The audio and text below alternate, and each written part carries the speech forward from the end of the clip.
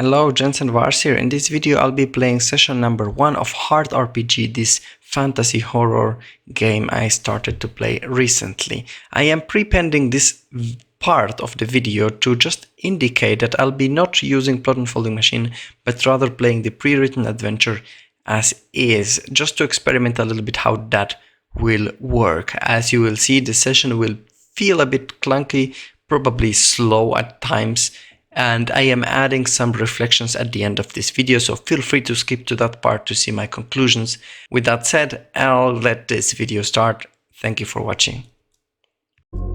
Hello, Jensen Vars here. In this video we're gonna play session number 1 of The Drowned, this adventure in the Hard RPG, a horror fantasy game in which our characters live underground, currently in a city called Divese. Hard RPG is known for its layers of the underground tiers. The farther deeper you go, the less real things become and distorted from our common sense twist in the perception of the living. In session number 1, we are following and proceeding what happened in the initial events of the session 0, where we set up our characters.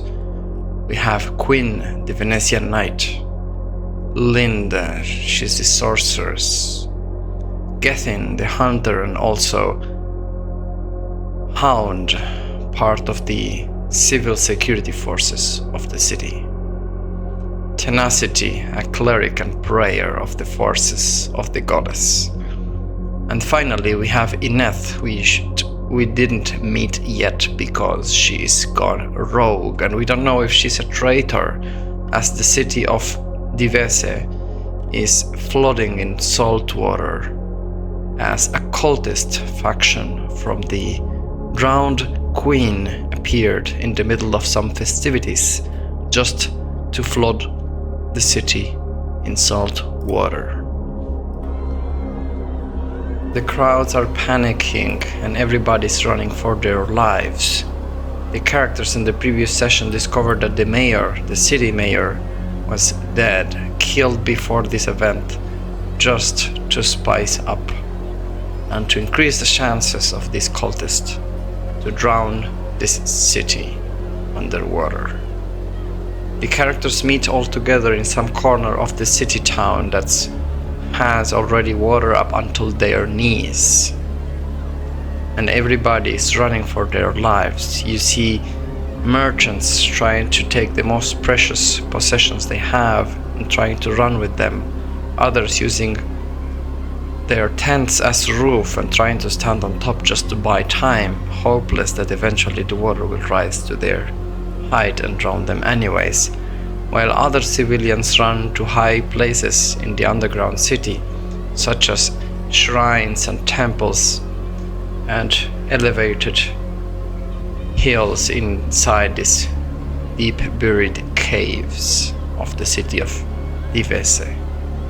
And with that we begin the first episode, which leads us to the first scene with Lind questioning a dying cultist to tell us what they know. Speak before we make you suffer. And Lind presses on the cultist's wound to make him scream out of pain. Say, stop. Who are you responding to? The drowning queen, and it's too late for you. He coughs his blood. To do anything to rescue your belongings and your city.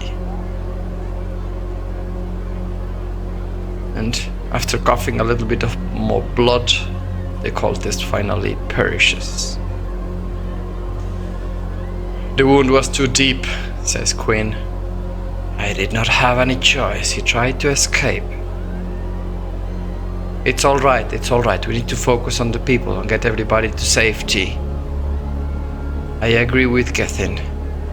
We should disperse the crowd and find safety to it, but where? Where exactly? The only one who could know anything would be Quinn. He knows the city from the in and out.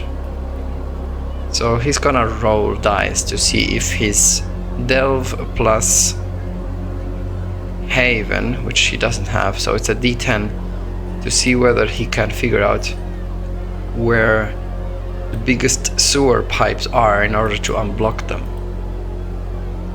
That's a d10 as per the rules. There's no relevant domain in this case, no relevant mastery, and no relevant skill, so just a d10, and we need to roll at least 8 or 6 or more for a success at a cost. So let's roll there. That's pretty bad at 3. So Quinn looks around to figure out any possible escape routes. And he says, I used to know where were the pipes, but the water at this height, it's impossible for us to be able to tell with precise exactitude where the sewers might be. In other words, you're saying you don't know, Quinn. I do know, I just don't know where exactly it is. Is there anyone who could help us? Perhaps someone from the security hounds? Let's go look for them. Fine. If you're lucky enough, they should know where the sewer entrances are, and we can unlock and let the water drain and save everybody, or at least prevent from the city to be drowned. Or we could go as well to the temple. Temple? Yes, the Temple of the Moon Beneath.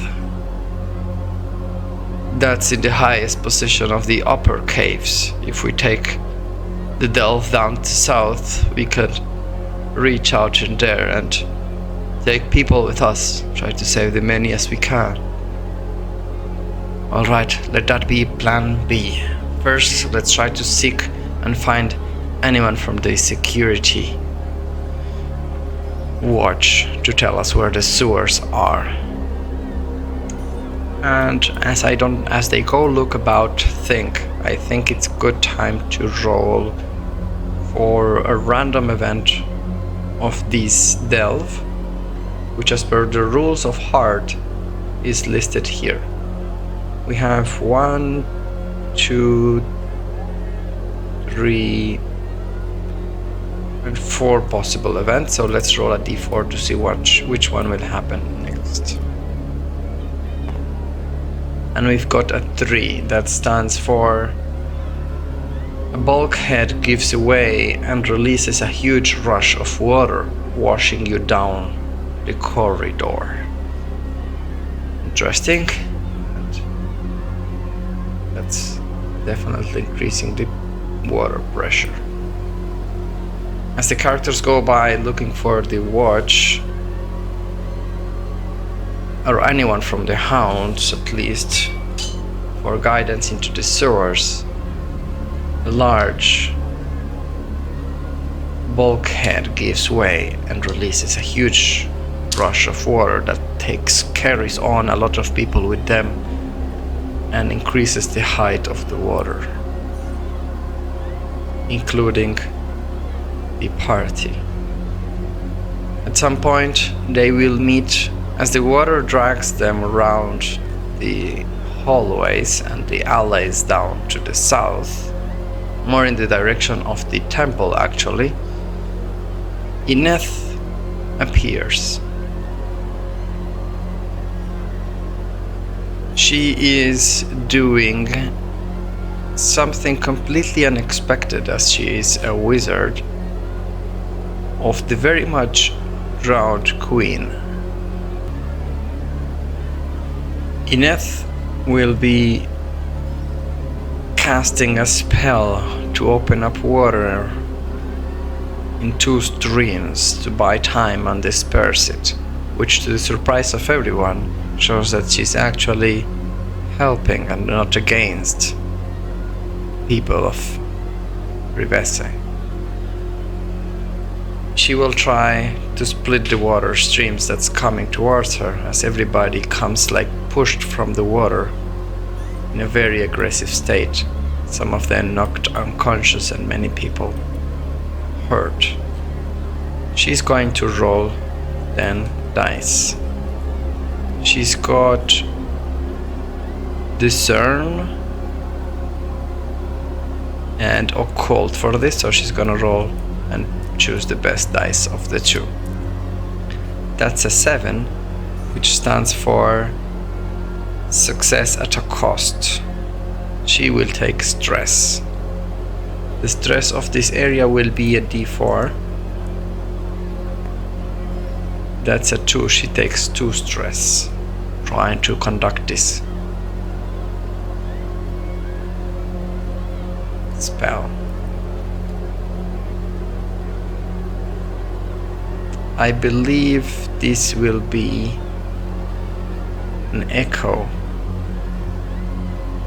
stress, and we have to roll fortune as per the rules. As the rules dictate, there is a chance for a fallout if she rolls 1 or 2, which isn't the case. Alright, everybody sees her casting a spell, and the water begins to split, but the power of the spell is not great enough. She's invoking the very power of the drowned queen, the very one that is apparently conducting this flooding in the first place. She begins to shake her head and feel some of the shocks and nightmares in her head, as if she were doing something that's opposed to the will of the very gods' incantations she's invoking, but she's conducting it nonetheless.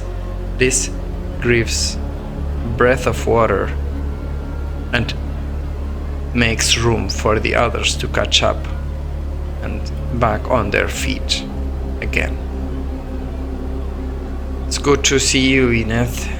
Hey, I'm glad you're alive.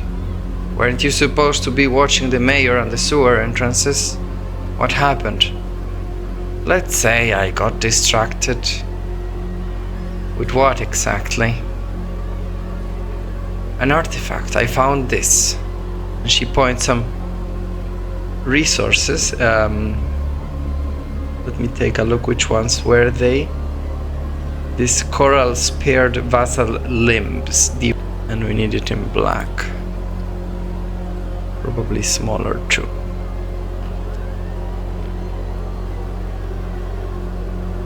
And she shows the arm of a cultist full of corals in its skin. What foul sorcery is that, Eneth? What have you been meddling with? It belongs to all those, just a cultist of the drowned queen.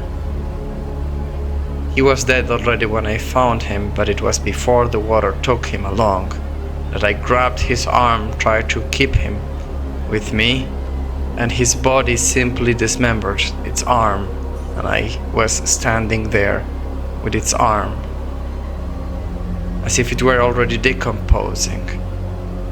I think this might be useful to figure out what is going on around here.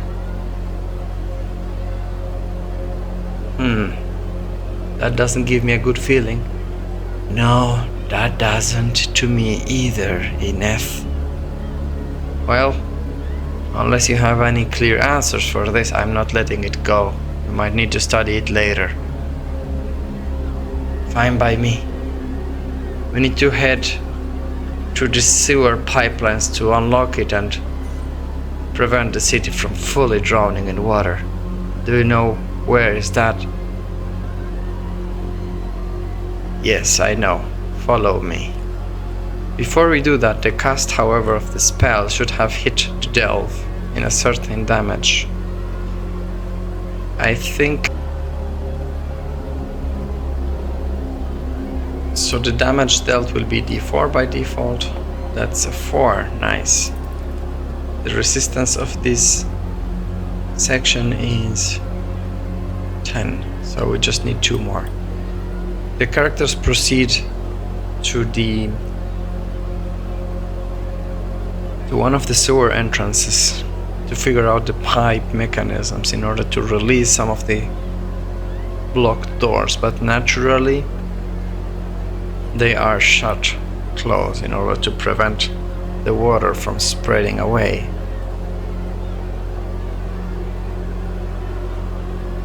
If we open that entrance, we will also be submerged in water. Yes, but that's a good thing because it means water is not inundating the city itself. And that means we will be dead. I'm not planning on dying. I'm not planning on dying either. We can ready ourselves to be able to swim along the water. That seems dangerous, but we might seek for smaller gaps or pipes we can handle from elsewhere if we can investigate the mechanisms. We don't have much time to do an architectural research in Eth. We can take a quick look. I'm gonna roll a second event in between. That's a 2. The event number 2 is the one we rolled before, so it has to be another one. 4. Vassals of the Queen reach up with rotten hands to drag you under. Alright, as the characters are investigating the pipe systems in the sewers, the low water on their feet begins to shake. And Ineth is grabbed by her feet and pulled under the water. She screams, "Out! Give me a..." And she's pulled underwater as if drowning. But the water is not really deep. It's on their knees height, so how could it be that something is pulling it? We need to conduct something here. It's better equipped to make an attack. That would be Gethin with the long-range rifle. She's gonna aim at one of those things trying to grab Ineth without shooting Ineth, but that seems to be an extremely risky move. And we are in an area of either Warren or technology, so it's not Haven. So 2 dice. This can become faster. The highest is 7, which is success at a cost. So Gethin is open fire and it's hitting the monster that's grabbing Ineth, which releases her, causes 1 stress only.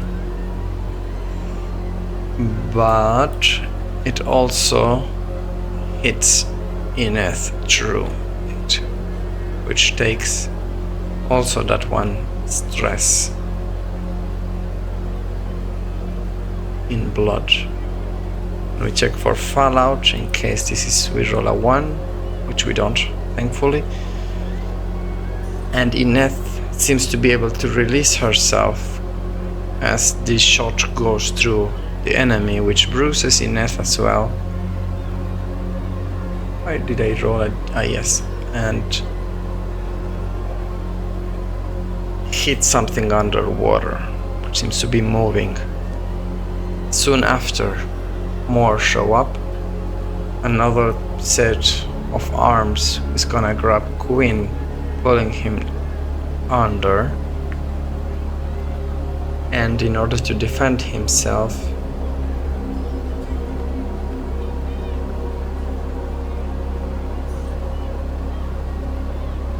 Quinn is gonna use his armor, Vermisian Plate. Once per session, consume a resource with the technology or occult domain. He could use his inch-long train screws to get rid of the arms that are grabbing him. He could with that inflict stress on a delve or adversary equal to the amount rolled of that resource. That would be a d4 or d8 resource plus. No, that's for higher quality resources. So he could defend himself as well from these arms. He rolls a 4, which complete now the delve. And using his inch-long train screws in his permission blade, he exposes himself to the side, so when he falls in the water, he smashes whatever it's trying to bring him down under. And finally the thing lets go and he can see this blood showing up. He tries to grab whatever was grabbing him, and he pulls yet another of those corals paired vassal limbs, which represent what Ineth found earlier. These cultists are not mere humans alone.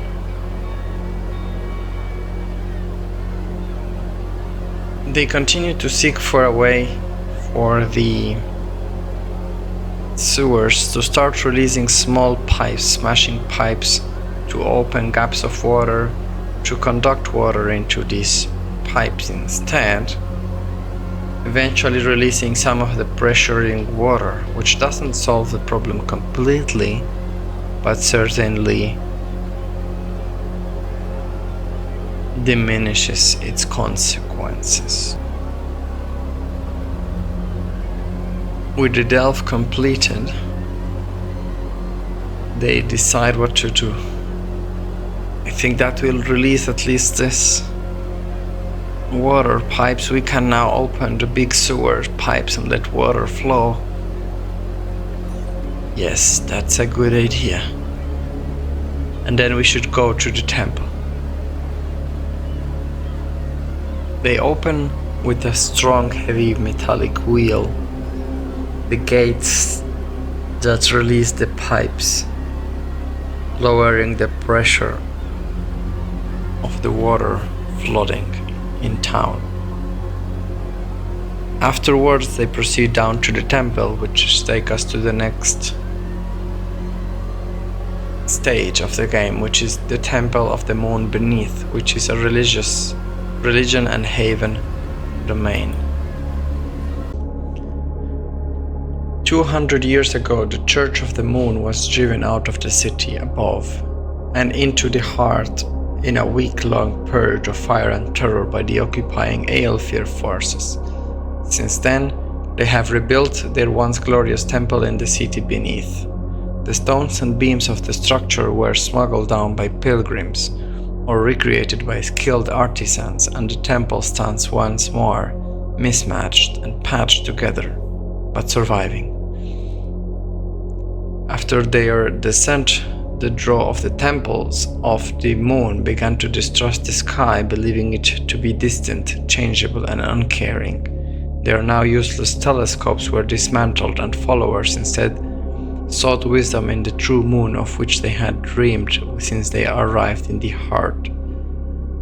That which dwelt for beneath the earth, a luminous and fecund mistress of which the fitting phantom in the heavens was but a pale imitation. The Church of the Moon Beneath, as it was now called, sent the faithful down into the depths, searching for more insights and visions from their true goddess. Of late, the mercenary hounds have been drafted in to protect the temple against attacks from saboteurs looking to submerge the temple in the same way as the Vese was lost. The streets surrounding the temple are tense as both groups attempt to be the one that's in charge of the situation. As the characters approach this area, they will see a collective of hounds, this is the name for the city watch of Vinesse, having a large discussion at a crowd and trying to organize everybody.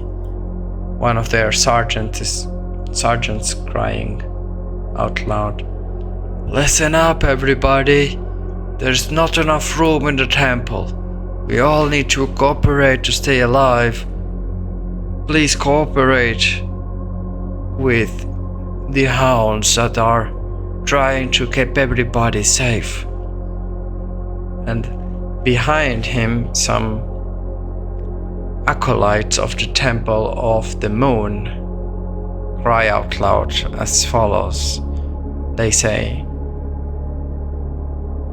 "This, you are in no position to decide who enters and who does not enter. This is for the Temple of the Moon sisters to decide. The hounds have nothing to do here. The hounds are in control of the city and thus not of the temple in these dire circumstances."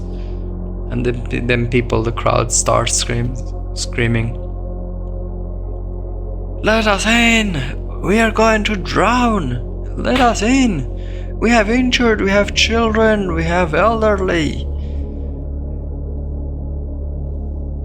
"It is not safe," responds the hound. As the Delvers arrive and get closer, Ariel blusters through a hound checkpoint on both walking sticks, and no one raises a hand to stop her as she carries on into the temple itself. Whispers, the worm looks on, exasperated.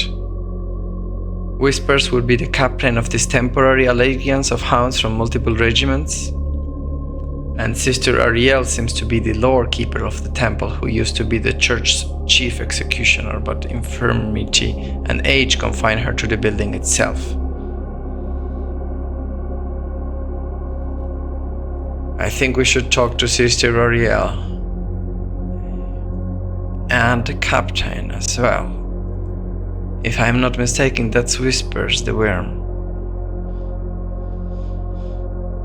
Everybody sees that the captain as Ariel enters the temple. He goes inside as well and leaves one of his fellow soldiers in charge of the situation and controlling the crowd outside.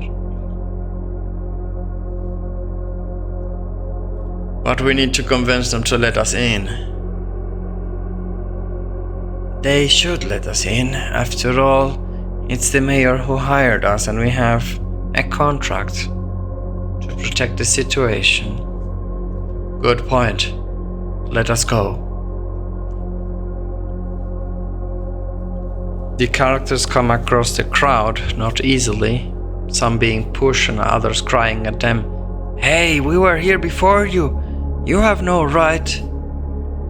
And Gething takes the lead and says, "I'm with the hounds. Move out. Nobody's going through here. We've been here before you, waiting to enter the temple. You aren't going anywhere." And the angry crowd blobs itself on the ways of the characters and do not allow them to pass. Gethin will have to compel the situation. She's not skilled at that, surprisingly, but she's got Haven, so she will roll a 2d10, keep the highest. And she rolls an 8, which is a success without any stress.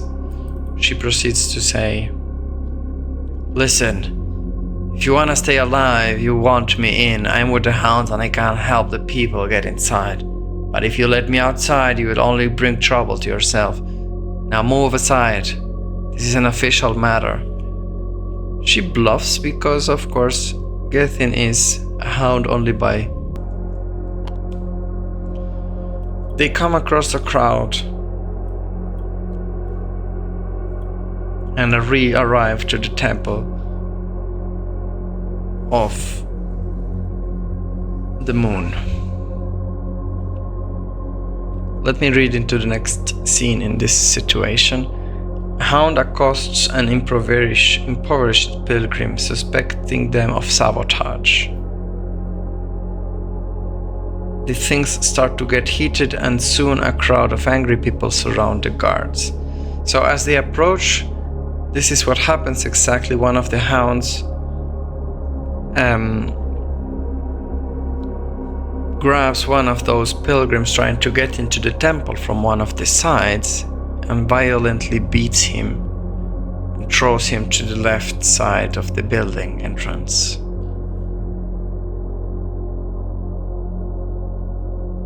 The characters look At this situation, the hound cries, "This is one of the cultists that seek to drown us in death. Punish him, for him should not be forgiven for his sins." And the poor man on the ground screams in pain and tries to defend himself, saying, I am but a mere pilgrim. I just seek the peace of the temple that once was." And the angry crowd surround the hounds. Some of them try push the hounds back, while others even try to hit further the pilgrim and beat him to death. The crowd itself begins to rush to one side and to the left and to the right, and it becomes a difficult situation for them to handle. The characters will decide to ignore the situation, as there isn't much they can do, and rush into the temple to seek Sister Ariel. Let's read further about Sister Ariel. She swears like a docker, carries a revolver, and refuses to use a wheelchair, instead pulling herself forward on two canes.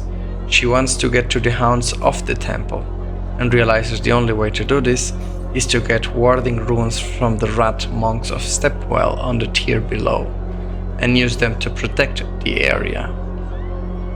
She will offer the delvers a resource, moon-stamped pieces of silver, to bring her the runes from Stepwell. You are with the city, aren't you? We are. And if you're hounds, I want you out of here, now. We are not precisely with the hounds, then why do you look like one of them? We are here to help, Sister Lillian. We have been hired by the mayor to support against the cultists. Well, then you did that of a terrible job, my dear.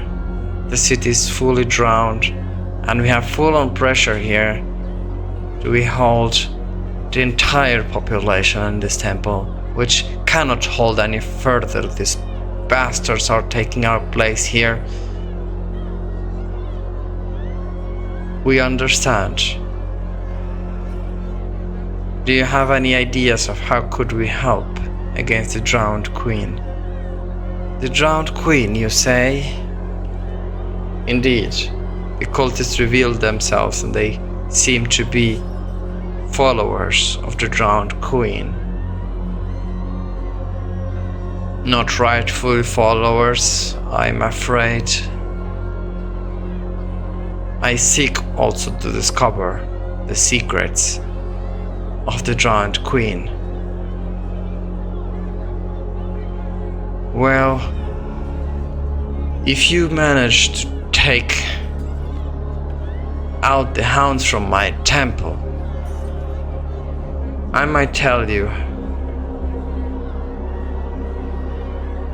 that there is something we can both benefit from.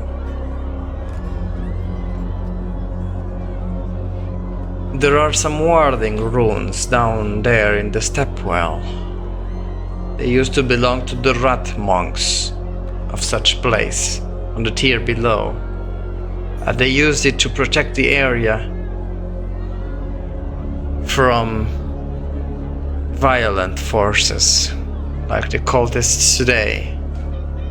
These warding runes could help us protect the temple further, and for me to have a reason to expel these hounds out of it.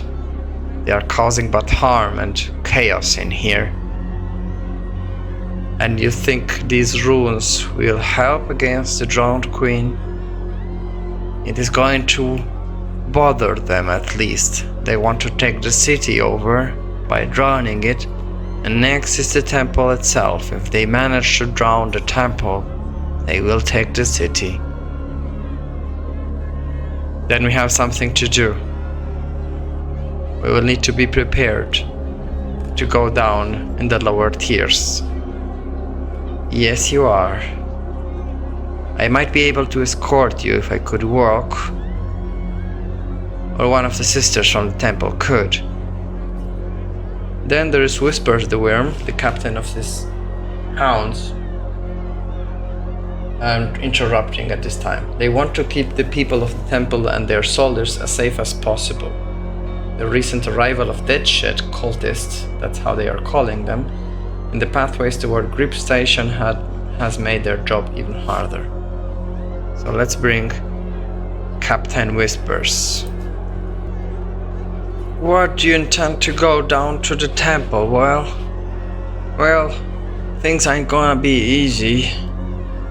And we ain't going anywhere out of this temple until you figure it out. You will be gone sooner or later, my dear. I don't care, I have my men fighting with a crowd before they fill in this temple with people. We cannot hold any longer inside. The Deadshed cultists are everywhere, and you're gonna find more of them down the pathways toward the Grip Station. My men are trying to seek to clear the paths down the dells, but it's not easy enough. And if we lose those outposts down there, those cultists will have free gateway to the city and the temple. Well, mind I remind you, the cultists have even already made their way to the city. Those were infiltrators, hard to catch. There's even a higher and stronger force of cultists down there if we let them pass. Whatever you say, Captain, whatever you say.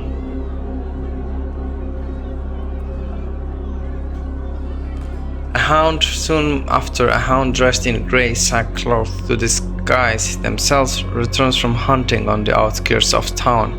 They drag in a waterlogged corpse, coral growling from within its body.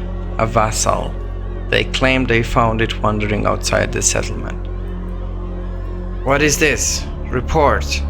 Sir, we have found something you might be interested in learning. The characters approach and see the body of this vassal with waterlogged corals growing from within its body. I think we know what is this. The cultists are mutants. They are no mere humans as per what I saw. What does that mean?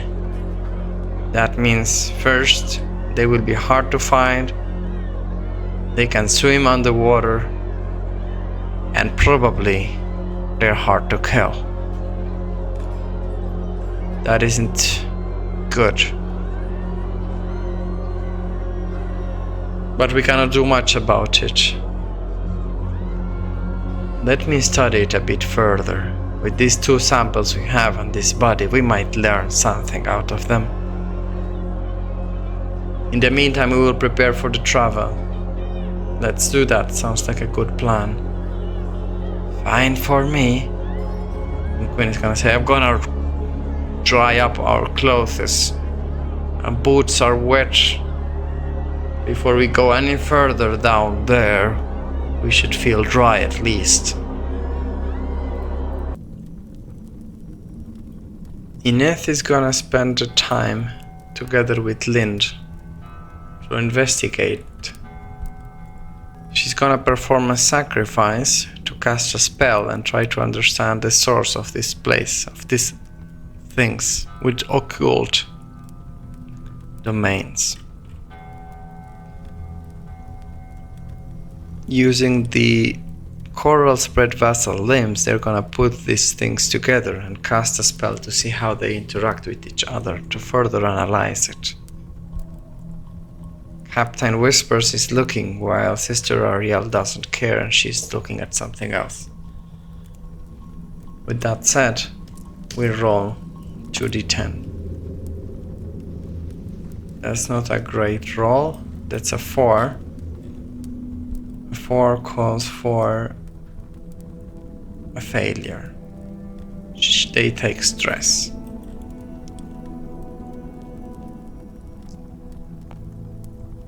That's a 1. On the echo line, And we will see what happens next. Or what is the source of that exactly? No fallout. Ineth pulls her hands up, trying to bring these limbs together, and they seem to attract to each other, but they produce a liquid, a spore of acid liquid that spits outside of itself and targets Ineth herself. This acid is extremely harmful, but it's not harmful to the body, but to the obnoxious effects it holds in their heads. She has a vision. She learns something of the kiss of the drowned queen, but she cannot figure out what is that exactly in detail. She feels and knows it's dangerous, and that she shouldn't try that again. What happened? I think that wasn't a good idea. Gives me a terrible headache.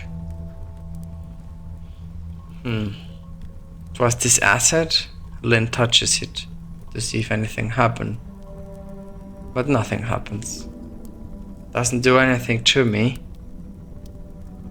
Has to be something to do with my knowledge of the drowned queen and how she knows I'm after her. I think you don't delve darker. I will try not to. They prepare themselves to delve deeper. They dry up their clothes and proceed to the next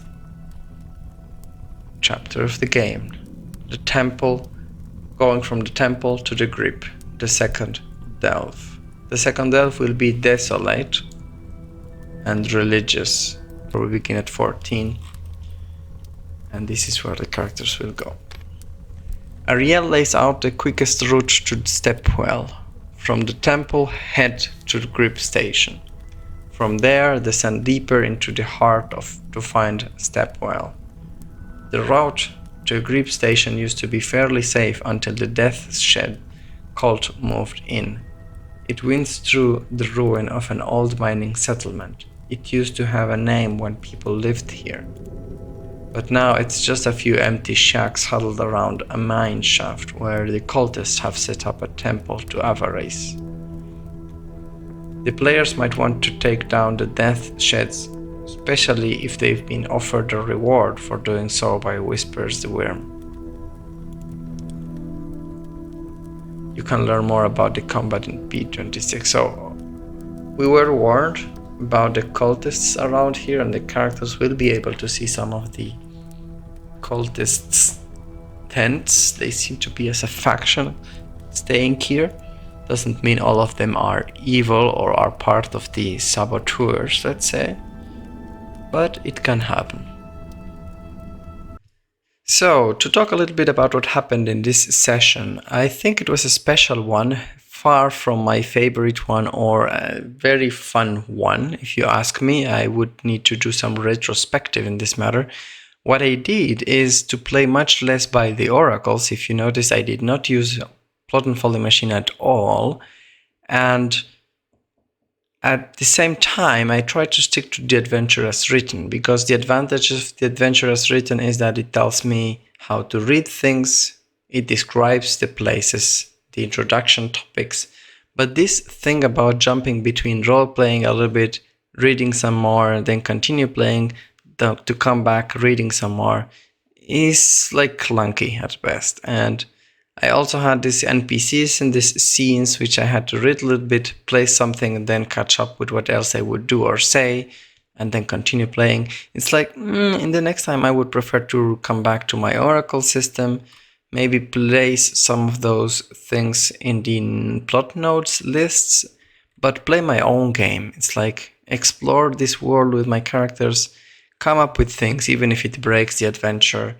and just pull from the adventure what I need for inspiration, but nothing more, or come to it when I need to come with a location or some NPCs and something like that. But other than that, I would prefer in my next game to stick to who my characters are, what do they want to do, and let them roam around this world and talk to people and do things on their own without the strictness of the adventure. So of course, reading this stuff as it is written by professional writers is great, but it's too clunky, it's too blocked to play like this. So I definitely, for the next session, will come back to my plot unfolding machine and play the kind of game I would like to with my own scene prompts without being strictly enforced to the scene order or the location order or the events order, and play my own game. Just use this adventure as a reference, but nothing else. So I would like to get my characters to explore this underground world and figure things out. Figure out what these cultists want, or what the Drowned Queen wants to do with us, and why or how Ariel is involved. So some ideas are good from the pre-written adventure, but I definitely want this clunkiness gone from my next game. Would be curious to hear how you guys do it. If you got any feedback or any experiences, how do you play pre-written adventures? I know there's some resources out there, but, well, might be not for me. I think I prefer freeform role-playing with my own tools and oracles to keep the tempo, the pace, and the exploration and uncertainty on top. With that said, thank you guys for watching. Until the next one.